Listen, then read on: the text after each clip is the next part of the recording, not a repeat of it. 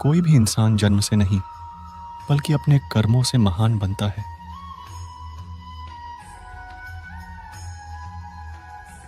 मनुष्य अपनी वासना की वजह से ही पुनर्जन्म लेता है। मनुष्य अपनी इंद्रियों को अगर अधीन में कर ले तो उसके जीवन में कभी विकार और परेशानियां नहीं आती हैं। संयम, सदाचार, स्नेह और सेवा जैसे गुण मनुष्य में कभी भी सत्संग के बिना नहीं आते हैं। गीता में श्री कृष्ण कहते हैं कि मनुष्य को वस्त्र बदलने की जगह हृदय परिवर्तन पर केंद्रित करना चाहिए। गीता के अनुसार जवानी में जिसने ज्यादा पाप किए हैं उसे बुढ़ापे में आकर भोगना पड़ता है। कहा जाता है कि गीता में जीवन की हर एक परेशानी का हल मिल जाता है। गीता में कही गई श्री कृष्ण की बातें आज भी जीवन में आगे बढ़ते रहने की प्रेरणा देती हैं। ऐसे में किसी भी परेशानी का हल पाने और जीवन में सफलता पाने के लिए गीता की कुछ बातों का ध्यान रखना चाहिए। माना जाता है कि जो भी व्यक्ति गीता की इन 5 बातों का जीवन में अनुसरण कर लेता है वह हर काम में जरूर विजय हासिल कर लेता है। भगवत गीता की 5 सीख जो हमें जरूर जाननी चाहिए। पहला, फल की इच्छा छोड़ कर्म पर ध्यान देना चाहिए।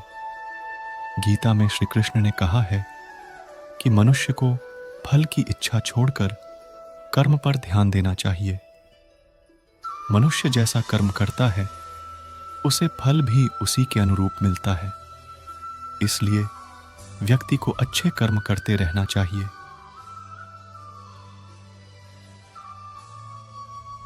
दूसरा, स्वयं का आकलन। श्री कृष्ण के अनुसार व्यक्ति को खुद से बेहतर कोई नहीं जान सकता, इसलिए स्वयं का आकलन करना बेहद जरूरी है। गीता में कहा गया है कि जो व्यक्ति अपने गुणों और कमियों को जान लेता है वह अपने व्यक्तित्व का निर्माण करके हर काम में सफलता प्राप्त कर सकता है।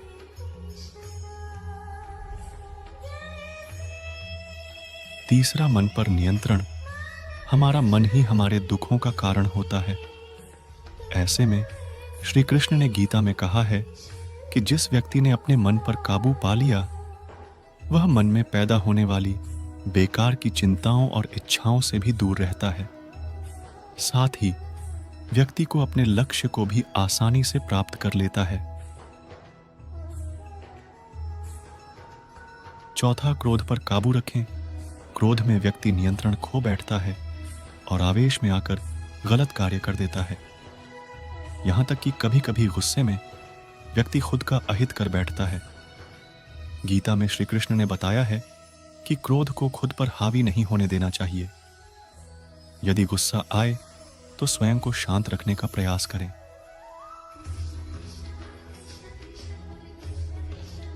पांचवा, स्पष्ट नजरिया। गीता के अनुसार व्यक्ति को संदेह या संशय का स्थिति में नहीं रहना चाहिए।